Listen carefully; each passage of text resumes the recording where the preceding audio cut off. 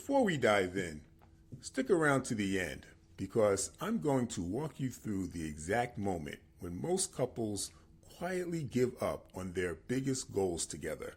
If you've ever written down a goal with your spouse and then watched it die a slow death in a junk drawer somewhere, this one's for you. Hey, welcome back, married couples. If you're new here, this is the place where we get into the real stuff about marriage. The wins, the messy parts, all of it. Because we're not just trying to stay married, we're trying to build something worth bragging about. We're 6 months into our year-long series on the 12 priorities of marriage.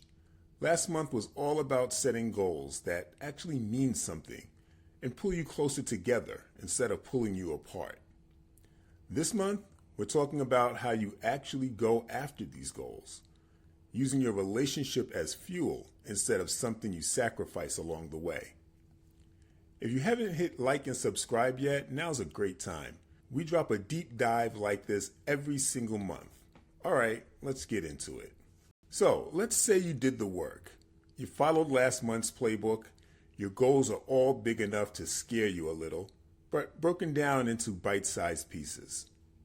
You and your spouse are both in, learning on each other's strengths. You've got them posted somewhere you see every day, broken down into steps you can actually measure. Nice work. Seriously, goal setting is half the battle. Now comes the part where most people quietly tap out. Think about a couple like Mike and Priya. 6 months ago, they sat down, wrote out a goal to launch a small side business together. Even put a sticky note on the fridge. Fast forward to today, and that sticky note is still there, curling at the edges, completely ignored. Nothing failed. They just never built a system to keep going once the excitement wore off. Here's mistake number 1, relying on motivation. Unless you happen to be married to Tony Robbins, that fired up feeling is not showing up every morning. What you actually need is a plan to follow, a routine to keep you on that plan, and an environment that doesn't sabotage you. Let's break these down one at a time. So first, build the plan. As a couple, you've got to decide together what happens with your free time. The hours that aren't eaten up by work, kids, or chores. Most couples never nail this down, so they end up working off 2 different priority lists. And that's a recipe for arguments about where the time should actually go. This is exactly why your goals need to be shared, not just supported.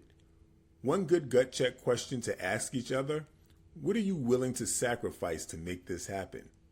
And just as important, what are you not willing to sacrifice? Picture James and Renee. They wanted to pay off debt and save for a house. James was ready to cancel every streaming subscription and skip his Sunday golf game. Renee said the golf game stays. It's the one thing keeping him sane. But family vacations get smaller for a year. That conversation, naming what's on the table and what's off it, is what kept them from resenting each other 6 months in. Some things will need to take a back seat for a season. Time with extended family, TV, hobbies, whatever it is. Decide that now, together, so it doesn't feel like a surprise later. You'll need to hold each other accountable without turning it into a guilt trip, because you're on the same team here. And protect your non-negotiables, that being faith, family, health, peace, the stuff you'd regret losing no matter how close you get to the goal. Bottom line, plan the sacrifices, hold each other accountable, and don't let the goal eat the things you can't get back. Part 2 is to build the routine. Your day-to-day, month-to-month, year-to-year routine is basically the reason you're standing exactly where you're standing right now. The gap between people who build the life they want and people who don't usually comes down to routine. Full stop. If you're trying to launch something on the side while working a normal job, the real work happens between 5 o'clock and bedtime, before work, and on weekends. That's a lot of hours to protect, which is why your spouse can't just be aware of the plan. They need to be just as committed as you are. Take for example, Dana and Marcus. Every Sunday night, 15 minutes, coffee on the counter, they map out the week. Who's handling bedtime on Tuesday so the other can work on the business plan? Who's cooking so the other can make calls? It's not glamorous, but because they planned the day before it started, they stopped losing every evening to whatever fire happened to show up first. And that's the key. Lay your plan out the day before. If you wait until the morning of to figure out your day, you've already lost it to whatever feels urgent in the moment. Something will come up. It'll feel important, and by the end of the day, you'll have handled everything except the thing that actually moves you forward. Third, protect your environment. Routines fall apart because they get interrupted, which brings us to the third piece, cutting off the distractions. You know that whole debate about working from home versus commuting into the office? It really just comes down to where you're least distracted. And for a lot of married couples, chasing a goal together, home is where the work happens. So home needs to become a place built for focus, not chaos. Build dedicated time into your routine every day for the goal. That might mean splitting duties.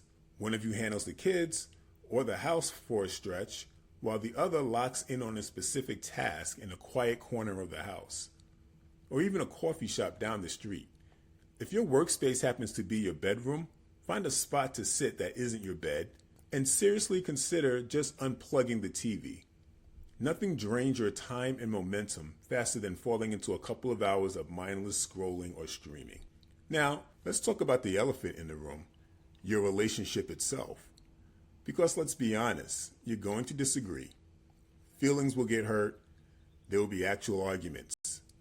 That's just marriage, and it's genuinely hard to work alongside anyone in the middle of that, let alone your spouse. But here's the thing. We push through exactly this kind of friction at work all the time. For a paycheck, for a project, for a boss, we might not even like that much. So when the marriage tension shows up and it stretches into a rough few days or even weeks, ask yourselves one question.